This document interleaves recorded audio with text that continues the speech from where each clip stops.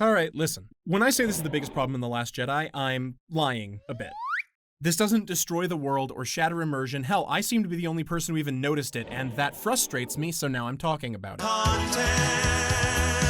Alright, quick overall thoughts on the film. It's a mess. A lot of good ideas that are jumbled, fumbled, and completely directionless. And nowhere was that more obvious to me than in the plot lines of Finn and Poe. Namely, that they're backwards. Hear me out. In this film, you've got Poe Dameron, pilot extraordinaire, who botches a mission and spends most of the movie in a power struggle with his commanding officer because she refuses to tell him if and when they're going to survive. Tell us that we have a plan. Hope is like the sun.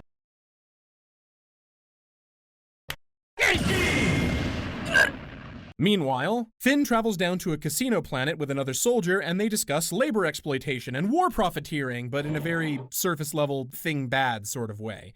And yes, thing is obviously bad, but we're swimming in a pretty shallow pool.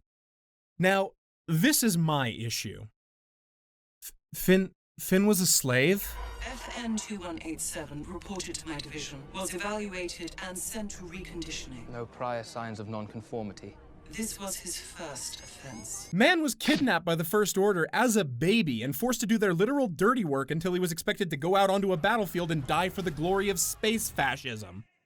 He is the last person who needs a lesson on labor exploitation. When Rose gives him that speech about the cruelty and the children and the bad men, I wish I could put my fist through this whole lousy, beautiful town.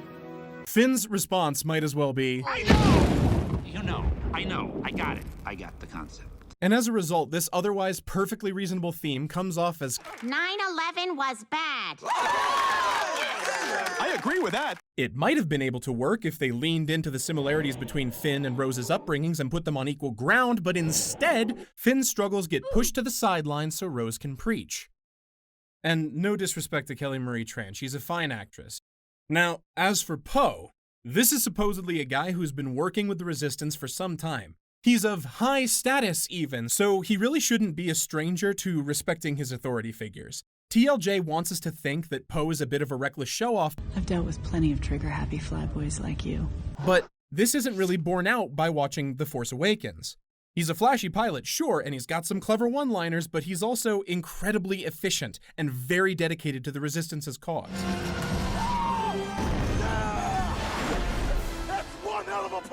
I see no justifiable reason for Holdo to withhold the plan from Poe.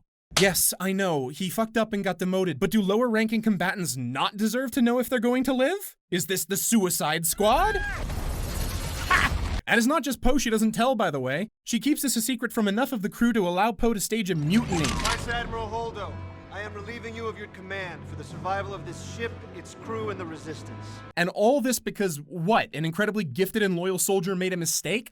I'm sorry, I'm not buying that. You know what can actually fix both of these problems, though? Okay, before I get too deep into this, I can see some potential comments already, so let me beat you to it. I know that this concept wouldn't work unless I rewrote most of the film. I know, I'm aware. Counterpoint! No. Finn has every reason to distrust authority figures given his past. Yes, Captain. Similarly, Holdo has every reason to distrust Finn. So a stormtrooper and a who now are doing what? Putting Finn on the ship instead of Poe gives us a ton of room for justifiable conflict. On the flip side, putting Poe in Finn's place would give him the chance to realize that the tools and weapons he used to get where he is today were the product of exploitation. And what's worse is that it's exploitation that his higher-ups actively supported. This guy has an arms deal. Made his bank selling weapons to the bad guys. Oh. Underground. Switching these characters around gives them counterbalancing arcs, where one gains a new, though still cautious, respect for the leaders of the Resistance, while the other's faith in those same leaders takes a serious blow.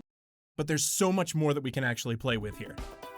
We can make it so Finn, with his history in the First Order, could be aware of how the Resistance is getting its weapons. He can potentially use that knowledge to sow doubt in the crew. Ooh, Poe is partly responsible for the death of Rose's sister. Putting these two in the dire situation together is tense as hell.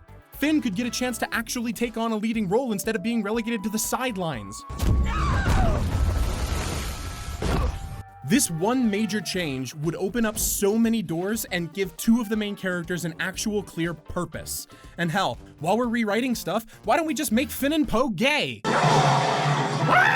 Now, in my opinion, this doesn't even address half of the issues that exist in The Last Jedi, so if you want to see me do that one day, leave a like, let me know. If enough people want it, I'll make it happen, but for now, I want to avoid writing a full Star Wars fan fiction, so I'm gonna call it here.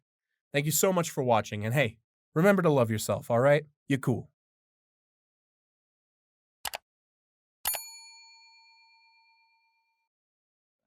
Well, I kind of learned how to, anything I know about directing, I feel like I fundamentally learned when I was a kid, basically, whenever I was in high school, actually. No.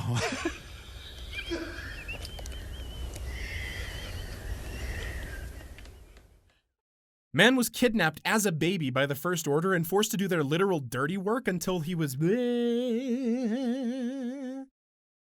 in the interest of preventing me from having to... we could make it so Finn, with his history in the First Order, could be aware of how the Resistance was... Man was kidnapped by the baby.